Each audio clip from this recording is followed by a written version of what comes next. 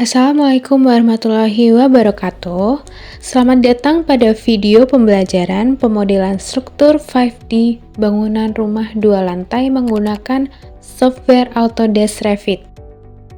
Sebelumnya, perkenalkan, saya Novita Sukmawati, mahasiswa Pendidikan Teknik Bangunan Universitas 11 Maret Surakarta. Di sini saya akan menyampaikan materi pembelajaran yang termuat dalam bidang keahlian teknologi konstruksi dan bangunan pada elemen BIM atau Building Information Modeling di Sekolah Menengah Kejuruan. Nah, pada pembelajaran kali ini kita akan berfokus pada pemodelan struktur 5D bangunan rumah 2 lantai menggunakan software Autodesk Revit. Untuk alur pembelajaran kali ini, yang pertama kita akan mengenal terlebih dahulu apa itu BIM dan juga software Autodesk Revit yang akan kita gunakan dalam melakukan pemodelan. Setelah itu, kita akan mempelajari bagaimana pemodelan 3D untuk struktur bangunan, mulai dari struktur bawah seperti pondasi dan roof, lalu ada struktur tengah seperti kolom dan balok, lalu ada struktur atas bangunan seperti ring balok dan rangka atap.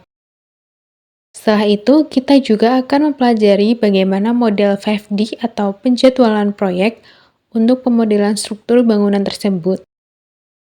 Dan juga yang terakhir, kita akan mempelajari bagaimana model 5D atau biaya atau rencana anggaran biaya atau cost pada pemodelan struktur bangunan rumah 2 lantai tersebut.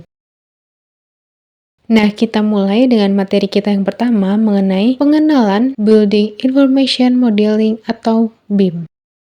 Pasti kalian sudah mendengar tentang BIM, tapi mungkin masih banyak yang belum benar-benar memahami apa itu BIM, jadi bisa kalian simak baik-baik pada video kali ini. Building Information Modeling atau yang biasa disingkat dengan BIM adalah sebuah cara kerja yang menggabungkan informasi bangunan dan model 3 dimensi atau 3D dalam satu sistem. Dengan BIM, kita bisa membuat model bangunan yang tidak hanya terlihat seperti nyata, tetapi juga menyimpan berbagai informasi penting seperti ukuran, bahan, harga, bahkan jadwal pembangunan. Jadi, BIM bukan hanya gambar 3D biasa, melainkan model cerdas yang berisi data lengkap bangunan tersebut. Nah, teknologi BIM ini sudah mulai berkembang sejak tahun 1970-an, tetapi baru benar-benar digunakan secara luas di industri konstruksi pada awal tahun 2000-an. Untuk saat ini, BIM sudah menjadi standar di banyak negara, terutama untuk proyek-proyek di pemerintah. Hal ini karena BIM terbukti bisa membantu mengurangi kesalahan, bisa membantu mempercepat pekerjaan, dan juga menghemat biaya pembangunan. Dalam BIM, ada beberapa tingkatan informasi yang disebut sebagai dimensi BIM. Nah, dimensi 3D digunakan untuk melihat bentuk bangunan secara nyata dari berbagai sisi. Lalu dimensi 4D menambahkan unsur waktu sehingga kita bisa membuat simulasi jadwal konstruksi. Lalu ada dimensi 5D, yaitu menghubungkan model dengan biaya, sehingga memudahkan dalam menghitung anggaran yang akan kita gunakan dalam proyek tersebut. Selanjutnya, untuk dimensi 6D digunakan untuk menilai efisiensi energi dan keberlanjutan bangunan. Dan untuk dimensi 7D membantu dalam pengelolaan bangunan setelah selesai dibangun. Nah, untuk tujuan dari 3D itu yaitu model geometris. Untuk penerapannya dalam teknik struktur yaitu representasi akurat elemen seperti balok, kolom, dan juga plat. Lalu untuk 4D yaitu waktu penjadwalan. Untuk penerapannya urutan tahapan konstruksi, misalnya pengocoran beton secara bertahap. Lalu 5D yaitu estimasi biaya, penerapannya yaitu kuantitas material yang terhubung dengan anggaran proyek. Lalu 6D atau keberlanjutan yaitu efisiensi energi dan analisis jejak karbon bangunan. Dan untuk 7D atau manajemen fasilitas, yaitu data pemeliharaan untuk menjaga integritas struktur jangka panjang. Bagi para ahli struktur, BIM memberikan banyak manfaat. Pada tahap awal, mereka bisa membuat desain kasar untuk melihat apakah struktur bangunan sudah kuat dan efisien atau belum. Selanjutnya, mereka bisa membuat model struktur secara detail seperti balok, kolom, dan pondasi.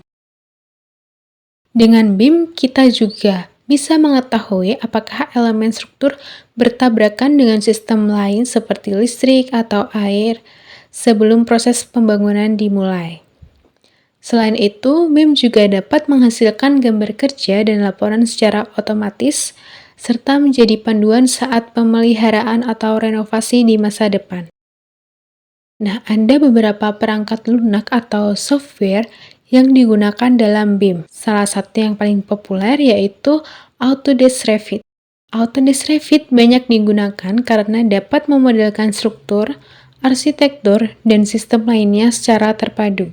Selain Revit, ada juga Tekla Structure yang unggul dalam detailisasi baja, ada Bentley System untuk proyek infrastruktur, dan Navisworks untuk mengecek benturan, clash detection antar elemen dari berbagai disiplin ilmu.